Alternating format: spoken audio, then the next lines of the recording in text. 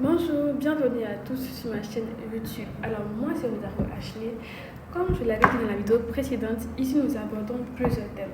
Nous parlons des thèmes relatifs à la jeunesse, de la société, nous parlons aussi de l'actualité. Nous parlerons aussi de l'actualité.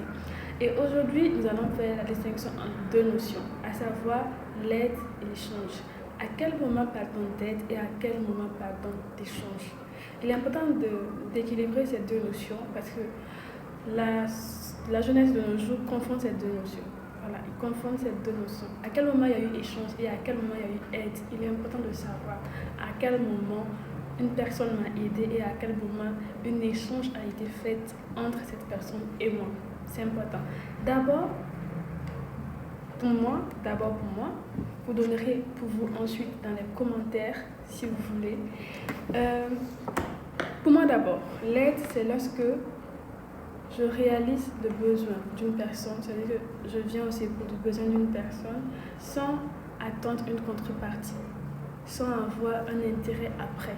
Pour moi, c'est ça, l'aide. Je vois une personne qui est souffrante, une personne qui est malade, par exemple, une amie qui a besoin de ça pour sa maison, j'achète, je lui offre cela et ça s'arrête là. L'ami ne me doit rien en retour. On appelle ça de l'aide. Je l'ai aidé en lui offrant ça parce qu'elle en avait besoin. Et par contre, l'échange, c'est lorsque je me rends compte qu'une amie a besoin d'un téléphone, par exemple. L'amie a besoin d'un téléphone. Donc, j'achète le téléphone, je donne à l'amie. Puis après, je me rends compte que l'amie, elle a ça. Bon, même pas après. Au moment où j'ai l'intention d'offrir le téléphone à l'amie, je visualise et la boucle qui est à l'oreille de l'amie en question m'intéresse. On va nommer l'amie Rosa. La boucle qui est à l'oreille de Rosa m'intéresse. J'achète le téléphone, j'offre à Rosa, puis après je dis à Rosa, tu vois, ta boucle là qui est à ton oreille, ça m'intéresse depuis longtemps, elle est tellement jolie, j'ai besoin de ça. Et Rosa, qu'est-ce qu'elle fait? Elle prend la boucle et elle te la remet. Ça, par contre, c'est de l'échange parce qu'il y a une contrepartie. Bien vrai qu'il y a consentement, mais il y a contrepartie.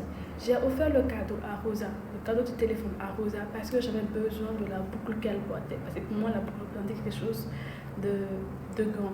Donc, j'offre le téléphone dans l'intention d'avoir la boucle. Il y a intérêt là. Donc, il y a échange. Le téléphone contre la boucle contre le téléphone contre la boucle. Voilà. Et la boucle donnée parce qu'on a eu le téléphone en retour. Donc là, l'échange, ça c'est de l'échange. Bref, où est-ce que je veux en venir? Dans la société de nos jours, j'ai souvent des amis qui me disent, oh, j'ai rencontré un homme, il m'a offert, j'ai pas le mode de déplacement, le monsieur en question m'a offert la moto pour que je puisse me déplacer. Il m'a aidé, il était beaucoup gentil. Ouais, le monsieur là, il est gentil, il m'a aidé. Ok, du moment où le monsieur ne t'a rien demandé en retour, il est gentil, il t'a aidé, ça c'est de l'aide.